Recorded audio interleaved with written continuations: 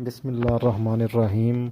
آج ہم بسم اللہ کی برکت کا واقعہ بیان کریں گے۔ امید ہے کہ آپ میں سے اگر کسی نے پہلے سن رکھا ہے تو میری اس سے ریکویسٹ ہے کہ آپ آخر تک لازمی آج والا واقعہ سنے گا۔ یہ بہت ہی سبق آموز واقعہ ہے اور اس سے ہمیں کوئی نہ کوئی نصیحت مل سکتی ہے۔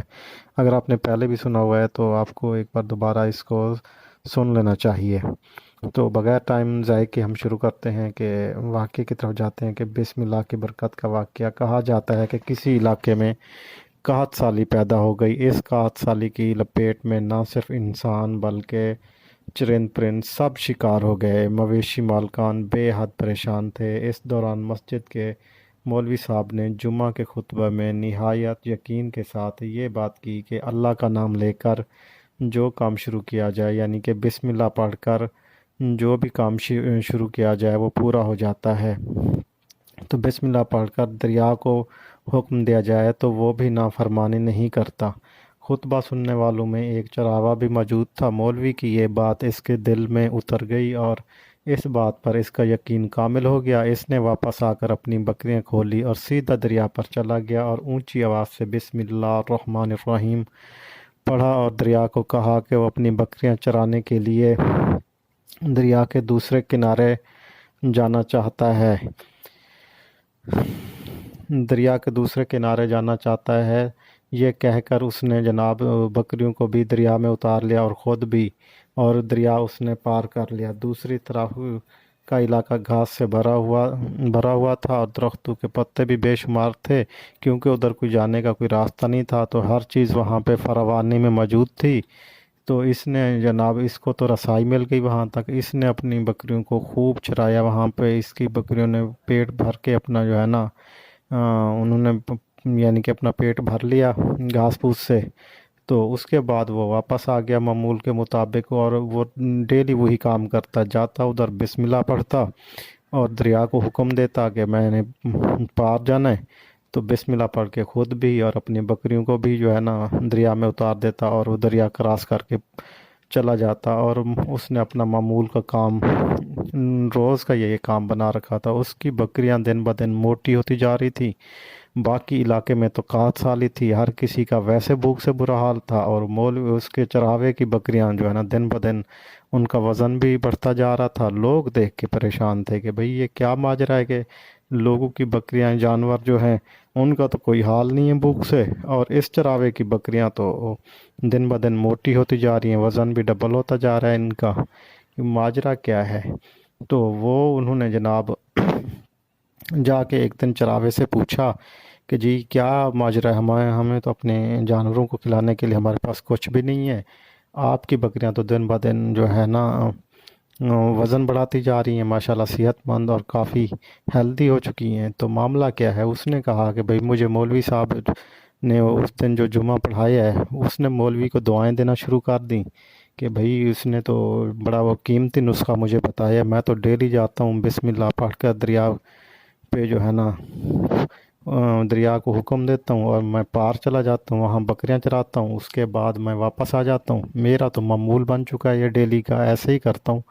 یہاں سے چلا جاتا ہوں اور واپسی پہ شام کو میں آ جاتا ہوں اور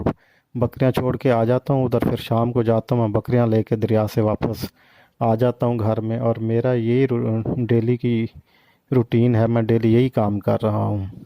تو لوگوں نے آپس میں چیمگویاں شروع کر دیں، کوئی کہتا تھا کہ یہ جھوٹ بول رہا ہے، کوئی کیا کہتا تھا، کوئی کیا کہتا تھا، اس طرح کے جو ہے نا بات علاقے میں پھیلتی گئی۔ یہ بات جو ہے نا مولانا صاحب کے پاس پہنچ گئی جو جمعہ پڑھاتے تھے۔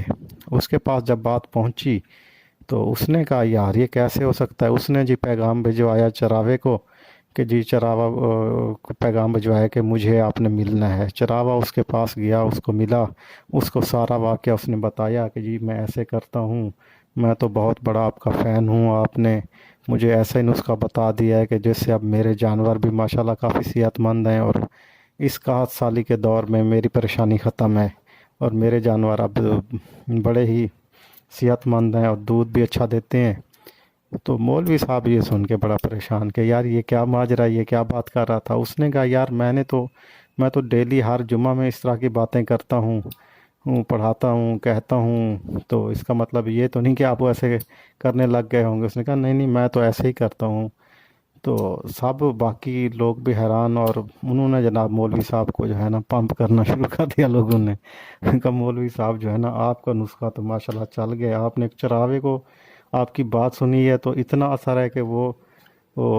اپنے یقین کے ساتھ اس کو کراس کر جاتا ہے، آپ نے تو بھئی کیا کر دیا۔ وہ جی مولوی دل میں ڈرے کہ یار یہ چکر کیا ہے، یہ تو میں نے ویسے بات کی تھی اور یہ جاتا ہے اور اب مجھے یہ کر رہے ہیں۔ خیر وہ لوگوں کے سامنے تو وہ کرتا کہ ہاں جی یہ ہے وہ ہے فلاں ہے، لیکن دل دل میں مولوی ڈرا ہوا تھا کہ یہ ماجرا تو کچھ اور ہی ہے۔ اس کا کیونکہ یقین کامل نہیں تھا، جو چراوے کا تھا اس نے مولوی کی بات سنی، اس کا یقین کامل تھا، وہ پڑھ کے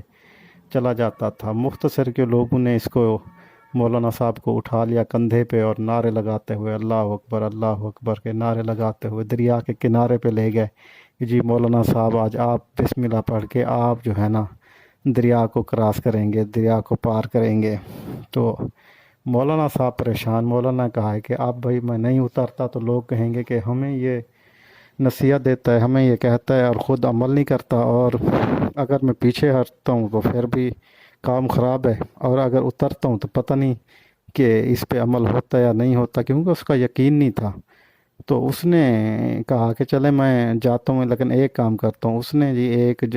درخت کے ساتھ ایک رسا باندھا، رسا باندھ کے اس نے اپنی کمر کے ساتھ اس رسے کو باندھا اور اس نے جناب بسم اللہ پڑھی، اور دریا میں جیسے ہی اس نے پہلا پاؤں رکھا تو وہ ڈبکیاں کھانے لگ گیا، گر گیا دریا میں، ڈوبنے لگا۔ تو لوگوں نے اس کے رسے سے پکڑ کے کھینچا، اس کو باہر نکالا۔ تو انہوں نے کہا شاید پھر چراوا ہی جھوٹ بولتا ہے کہ میں ایسے کرتا ہوں۔ اس کے بعد جی چراوا آیا، چراوا نے جی ان کے سامنے بسم اللہ پڑھی، بسم اللہ پڑھ کے دریا کو حکم دیا، اور اپنے بھی جانور جو اس کی بکریاں تھیں ان کو پار کرا کے ادھر کھڑی کر کے پھر وہ پار کر کے واپس آ گیا۔ جب وہ واپس آیا تو اس نے مولوی صاحب سے بات کی، کہتا ہے مولوی صاحب آپ کا یقین تھا اس رسے کے اوپر،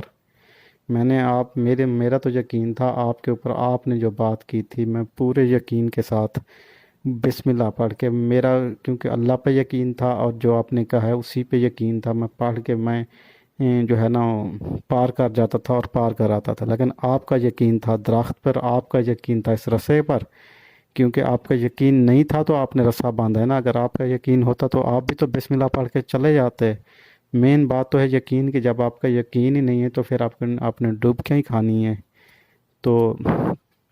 بندے کو جو ہے نا یقین کامل ہونا چاہیے، لیکن کچھ لوگ اس یقین کا جو ہے نا غلط استعمال لیتے ہیں۔ جیسے ہم اپنی نمازیں پڑھتے ہیں،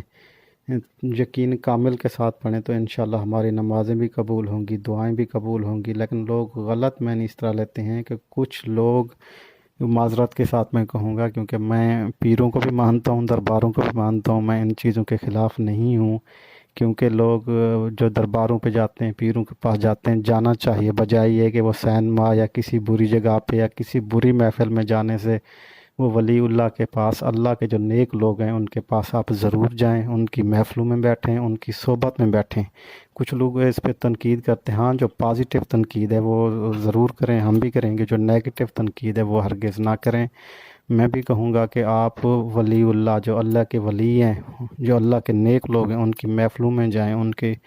درباروں پہ بھی ضرور جائیں، لیکن ایک بات میں یہاں پہ عرض کرنا چاہوں گا کہ اگر کوئی بیمار ہوتا ہے تو اس کا آپ ضرور درباروں پہ بھی لے جائیں، کسی پیر کے پاس بھی لے جائیں، آپ اس کا ضرور ٹھیک ہے دعا بھی کروائیں، اس پہ بھی کوئی شک نہیں ہے کہ اللہ شفا دینے والا ہے، اور اللہ کی جو ہے نا کلام میں طاقت ہے، اس میں کوئی دوسری رائے نہیں ہے۔ لیکن اللہ پاک نے یہ بھی حکم دیا ہے کہ اس کا علاج کا بھی حکم دیا ہے، وہ کہتا ہے جب میں بیمار، جس کا مفہوم یہ ہے کہ جب میں کسی بندے کو بیمار کرتا ہوں اس کا مفہوم یہ ہے تو اسے شفا بھی میں دیتا ہوں، تو شفا کے لیے آپ کو جناب اس نے کہا ہے کہ آپ علاج آپ کو کرانا چاہیے، دعا کے ساتھ آپ کو دوا بھی کرنا چاہیے۔ کچھ لوگ جو ہے نا صرف وہ پیروں فقیروں کے چکر میں رہ جاتے ہیں اور اس کے ساتھ علاج کرانا بالکل چھوڑ دیتے ہیں، ایسا ہرگز نہیں کرنا چاہیے۔ آپ ضرور پیروں فقیروں سے دعا کروائیں، ٹھیک ہے، لیکن ساتھ ساتھ جو ہے نا اس مریض کا جسے اللہ نے کوئی تکلیف دی ہے، ویسے ہی آپ نے کئی حدیث مبارکہ سنی ہوئی ہیں کہ اللہ اپنے پیاروں کو ہی جو ہے نا دکھ یا تکلیف دیتا ہے، تو میرے پاس یہی آپ سے یہی تھی کہ اگر کوئی بیمار ہو جائے یا کوئی مسائل ہو، کوئی پریشانی ہو، آپ ضرور علماء کے پاس جائیں۔ نیک لوگ جو ہیں کوشش کریں کہ نیک لوگوں کے پاس جائیں، کچھ وہ پیسہ بٹورنے والے ہوتے ہیں۔ اب اس کا شعور آپ کو ہونا چاہیے، آپ کو دیکھنا چاہیے کہ یہ جعلی پیر ہے یا اصلی پیر ہے۔ اب جعلی جو پیر ہوتے ہیں، وہ جو اصل پیر ہے، جو حسبی نسبی پیر ہوتے ہیں، جو ولی اللہ ہوتے ہیں، یہ لوگ ان کو بھی بدنام کر رہے ہیں۔ تو ان کی شان تو جو اصلی ہیں ان کے تو ہم جوتے کے جو مٹی ہے اس کے برابر بھی نہیں ہیں، جو اصلی پیر ہیں، جو حقیقت میں ہیں۔ جو جعلی ہیں ان کے بارے میں اب کیا کہیں۔ بہرحال مختصر یہ ہے کہ آپ جو ہے نا دعا کے ساتھ دوا بھی لازمی کیا کرایا کریں۔ شکریہ، اللہ حافظ، جزاک اللہ۔ اللہ تعالیٰ آپ کو اور ہمیں صحیح راستے پہ چلنے کی توفیق عطا فرمائے، آمین ثم آمین۔